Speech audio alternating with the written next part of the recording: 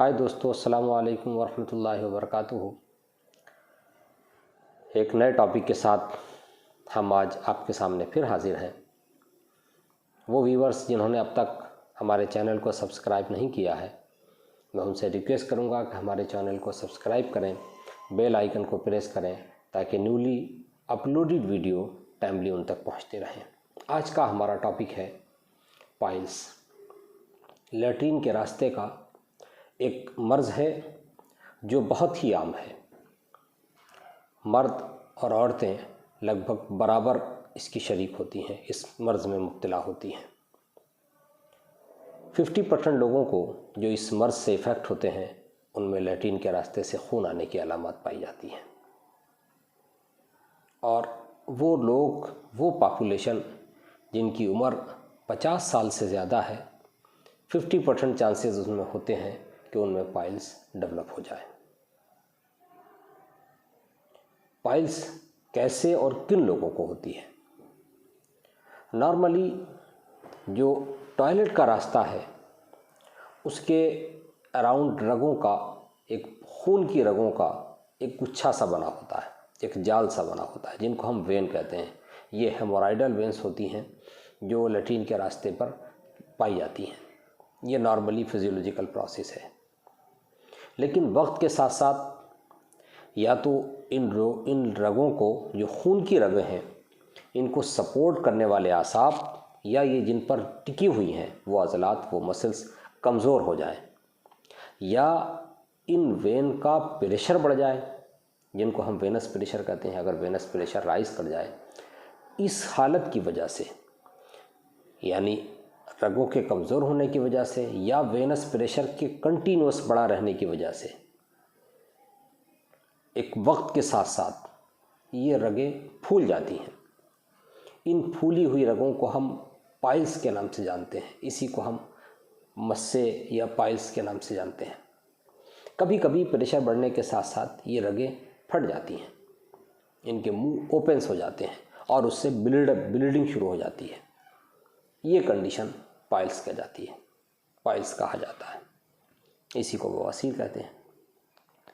کن لوگوں میں یہ زیادہ ہوتی ہے؟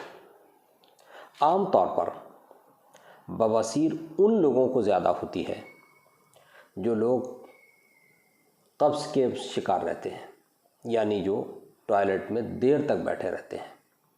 نارملی ایک انڈیویجولز کو، ایک پرسنس کو ٹوائلٹ میں ڈیفیکیشن کے لیے، ٹوائلٹ کو پاس کرنے کے لیے 1 سے 3 منٹ سفیشینٹ ہوتے ہیں، لیکن وہ لوگ جو 15 منٹ، 20 منٹ، آدھا گھنٹہ ٹوائلٹ میں بیٹھے رہتے ہیں، جو کانسٹیپیشن کے شکار ہوتے ہیں، ان کو کنٹینوسلی آدھے گھنٹے تک ہیمورائڈل وینس پر پریشر پڑنے کی وجہ سے وین کا پریشر رائز کر جاتا ہے، اور پھر اس کے وہاں سے بلیڈنگ ہونے کے چانسز زیادہ بڑھ جاتے ہیں، رگیں پھولنے کے چانسز زیادہ بن جاتے ہیں۔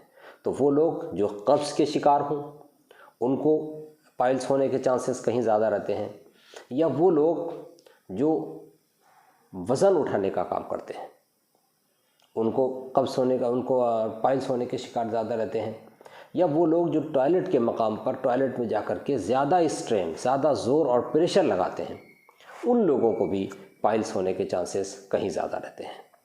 اس کے علاوہ وہ پروفیشن کہ جن پروفیشنز میں قبض ہونے کے چانسز بنے رہتے ہیں، یعنی بیٹھ کر کام کرنا، دماغی زیادہ کام کرنا، ان غذاؤں کا استعمال کرنا کہ جن غذاؤں میں نان ویجیٹیرین زیادہ ہوتے ہیں، جو غذائیں قبض پیدا کرتی ہیں، جن میں پروٹین کی مقدار زیادہ ہوتی ہے، اس ٹائپ کی غذائیں استعمال کرنے سے قبض ہو جاتا ہے، اور پھر الٹیمیٹلی قبض جو ہے وہ پائلس پروڈیوس کرتا ہے۔ اس کے علاوہ پریگننسی یا حمل کے دوران بھی قبض کی شکایت عام طور پر ہو جاتی ہے۔ پائلس اپنے آپ میں بہت سیریس پرابلم تو نہیں، مگر یہ بہت زیادہ پریشان کن پرابلم ہے۔ کنٹینوسلی کبھی کبھی 1-2 ڈراپ اگر بلڈ کا آتا رہتا ہے تو اس سے انیمیا اور دوسرے بیماری ہونے کے چانسز بڑے رہتے ہیں۔ اب اس کی علامات پہ آتے ہیں۔ اس کی علامات 50% کیسز میں پائلس سے ریلیٹڈ، پائلس کے 50% کیسز میں کوئی علامات نہیں ہوتی ہے، اور 50% کیسز میں خون آنا اس کی بنیادی علامت ہے۔ بلڈ آنا، یہ بلڈ کبھی لیٹرین سے پہلے آتا ہے، کبھی لیٹرین کے بعد آئے گا، لیکن یہ بلڈ فریش ہوگا، تازہ بلڈ ہوگا، اور کبھی کبھی خون کی دھاری کی شکل میں ایک تیز فورسفلی بلڈ بھی آتا ہے۔ اس کے ساتھ ساتھ لیٹرین کے راستے میں درد ہونا، لیٹرین کے راستے میں کھجلی ہونا، یہ وہ بنیادی علامات ہیں جو پائلس سے ریلیٹڈ ہیں۔ جدید سسٹم آف میڈیسن نے اس کی دو اقسام بیان کی ہیں، انٹرنل اور external piles, internal haemorrhoid and external haemorrhoid. وہ کہتے ہیں کہ جو باہر سے نظر آنے والی ہے وہ ایکسٹرنل ہے، اور جو نظر نہیں آتی ہے اس کو انٹرنل پائلس کہا جاتا ہے۔ لیکن یونانی سسٹم آف میڈیسنس کے اسکالرس نے، اطباء نے، پائلس میں کی کئی بنیاد پر تقسیم کی ہے۔ ایک تو تقسیم انہوں نے اس کی جو مسیں ہیں، اس میں جو وینس پھولی ہیں، ان پھولی ہوئی وینس کے جو مسیں ہیں، ان کی جو ڈیفرنٹ شکلیں ہیں، ان کی شکلوں کے اعتبار سے ان کی تقسیم کی ہے۔ جیسے وہ کہتے ہیں کہ ایک سلووی ہوتی ہے جو مسور کے دانوں کی مانند ہے، ایک آنا بھی ہے جو انگور کی مانند ہے، ایک نوتی ہے جو شہتوت کی مانند ہے، نفاقی ہے، نقلی ہے، نخلی ہے، تبنی ہے، تمری ہے۔ ان سب کو ان کی شیپ کے اعتبار سے اس کی 7-8 قسمیں انہوں نے بیان کی ہیں۔ اس کے علاوہ وہ بلیڈنگ پائلس اور نان بلیڈنگ پائلس کی بنیاد پر بھی انہوں نے تقسیم کی ہے۔ بلیڈنگ پائلس کو وہ دامیہ اور نان بلیڈنگ پائلس کو وہ عامیہ کے نام سے جانتے ہیں۔ ظاہری جو نظر آنے والی ہے ایکسٹرنل پائلس ہے، اس کو ظاہری، اور جو نظر نہیں آتی انٹرنل پائلس کو وہ غائر کے نام سے بھی اس کی تقسیم کرتے ہیں۔ باقی جو ایسوسیٹڈ اور رسک فیکٹرز ہیں، تو جو رسک فیکٹرز ماڈرن میڈیسن نے بتائے ہیں ان کے، وہی رسک فیکٹر اطباء یونانی نے بھی اس کو بیان کیے ہیں۔ جیسے مراغن غذاؤں کا زیادہ استعمال کرنا، اور عیش و آرام کی زندگی گزارنا، قبض کا شکار رہنا، لیٹرین میں زیادہ دیر تک بیٹھنے کی عادت ڈالنا، اور اس کے علاوہ پریگننسی، یہ تمام جو اسباب ہیں وہ لگ بھگ وہی ہیں جو ماڈرن سسٹم آف میڈیسن نے بیان کیے ہیں، سیم وہی اطباء یونانی نے بھی بیان کیے ہیں۔ انویسٹیگیشن کے پوائنٹ آف ویو سے اگر آپ دیکھیں تو اس میں پروکٹوسکوپی، سگمائڈوسکوپی اور کولونوسکوپی اس کے انویسٹیگیشن ہے جن سے ان کی ڈائگنوسس بن جاتی ہے۔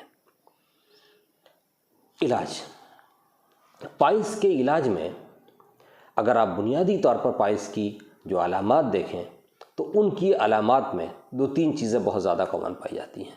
50% کیسز میں بلڈ آتا ہے، تو خون کا روکنا بنیادی علاج کا پارٹ ہوگا۔ اور اس کے علامات میں اور کیا ہے، تسکین، درد کا بہت زیادہ ہونا، پینفل ہونا، تو پینفل کے لیے تسکین درد کا علاج کیا جائے گا۔ تسکین درد کی دوائیں، درد کو سکون دینے والی دوائیں استعمال کی جاتی ہیں۔ تھرڈ، چونکہ قبض بہت زیادہ پایا جاتا ہے، کانسٹیپیشن پایا جاتا ہے، تو ایسی دوائیں استعمال کی جائیں گی جو کانسٹیپیشن کو ریموو کر دیں۔ تھرڈ، چونکہ مسے پائے جاتے ہیں، ہیمورائڈل وین کے گچھے کی شکل میں وہ باہر تک آ رہے ہیں، گچھے ہیں، تو ان کو خشک کرنے والی دوائیں۔ یہ 3 بنیادی اصول ہیں جو یونانی اطباء نے بیان کیے ہیں۔ سب سے پہلے بلڈ کو روکنا، تو ایسی دواؤں کا استعمال کرنا کہ جس سے بلڈ رک جائے، ایسی تدابیر اختیار کرنا جس سے درد میں آرام آ جائے، ایسی دوائیں اور غذاؤں کا استعمال کرنا جو قبض نہ ہونے دیں، اور تھرڈ اور فورتھ ہے مسوں کو خشک کرنے والی۔ اس کو وہ ڈفرینٹ کیٹیگرائز کرتے ہیں کہ جیسے اگر کسی پیشنٹس میں بلڈ آ رہا ہے تو اس میں ایسی دوائیں استعمال کرائیں جو حابس سے دم ہوں، جیسے انجبار کا استعمال کرتے ہیں، شربت انجبار کی شکل میں بھی آتا ہے، شربت سندل کی شکل میں بھی آتا ہے، ان کو وہ استعمال کرتے ہیں، کہتے ہیں کشنیس خشک، ریشہ ختمی اور انجبار۔ 3 دواؤں کا آپ لعاب حاصل کر لیجئے، اس کو شربت سندل کے ہمراہ صبح و شام استعمال کریے بلیڈنگ پائلس کے لیے۔ تسکین درد کے لیے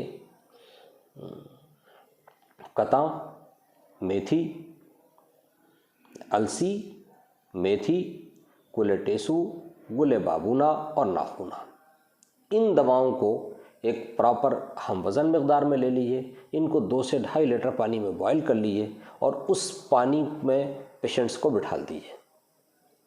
یہ تسکین درد کے لیے بہت شاندار ہے. میرا ذاتی طور پر تجربہ بھی ہے کہ میں ان بہت سارے پیشنٹ کو میں نے استعمال کرایا اور تسکین درد کے لیے یہ لاجواب دوا ہے. تو بلیڈنگ کو روکنے کے لیے، تسکین درد کے لیے اور قبض کے لیے. قبض کے لیے اطباء نے حب مقل ہے اور عطری فل مقل ہے، عطری فل ملین ہے. مقل اوور آل بھی پائلس کے لیے بہت زیادہ امپورٹنٹ ہے اور بہت زیادہ مفید بھی ہے. تو اس قبض کو دور کرنے کے لیے اس ٹائپ کی دوائیں جو عطری فل مقل ہے، حب مقل ہے اور قرص ملین ہے، عطری فل ملین ہے، یہ تمام دوائیں وقتاً فوقتاً آپ استعمال کرا سکتے ہیں.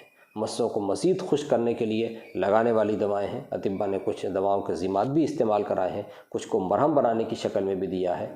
برگ نیب اور برگ گلاب ان کا جوشاندے کی شکل میں بھی ان کو استعمال کرائیے اور ان کی سکائی کرنے کے لیے بھی اطباء نے استعمال کیا ہے. یہ اطباء ان کے خاص مجربات میں سے ہے کہ وہ نیم اور بقائن کا استعمال بواسیر کے مسوں کے لیے کرتے ہیں.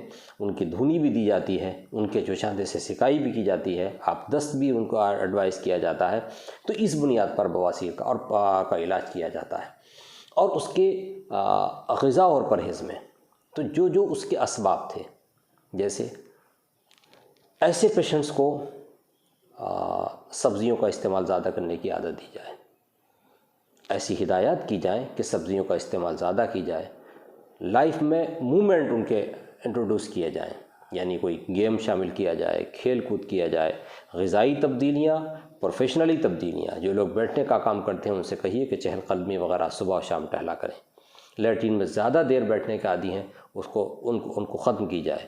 لیٹرین کی زیادہ دیر بیٹھنے کی وجہ سے بڑی وجہ ہے لیٹرین میں زیادہ دیر بیٹھنا پائلس کے لیے. تو انہی بنیادی اصول پر ایک بات اور چلتے چلتے امپورٹنٹ ہے کہ 50% کیسز میں پائلس میں جو لیٹرین کے راستے خون آتا ہے وہ پائلس ہی کی وجہ سے ہوتا ہے. لیکن اس کا مطلب یہ قطعا نہیں ہے کہ لیٹرین کے راستے آنے والا ہر خون صرف پائلس کی وجہ سے ہے. لیٹرین کے راستے آنے والا خون بہت سارے امراض میں ہو سکتا ہے. اس کی ایک وجہ پائلس بھی ہے. اس کے علاوہ بھی بہت سارے کازز ہیں، اس کو اگنور نہیں کرنا چاہیے. بہت جلدی اس کی ڈائگنوسس کی طرف جانا چاہیے. اور جو مریض بھی جن کو بھی یہ شکایت ہے ان کو چاہیے کہ اگر لیٹرین کے راستے خون آ رہا ہے تو وہ بہت ارجنٹلی اپنے کسی فزیشین اور کنسلٹنٹ سے اس کے تعلق سے رابطہ قائم کریں.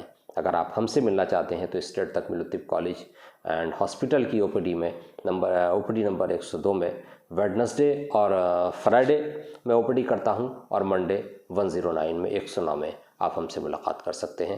فقط والسلام. اللہ حافظ.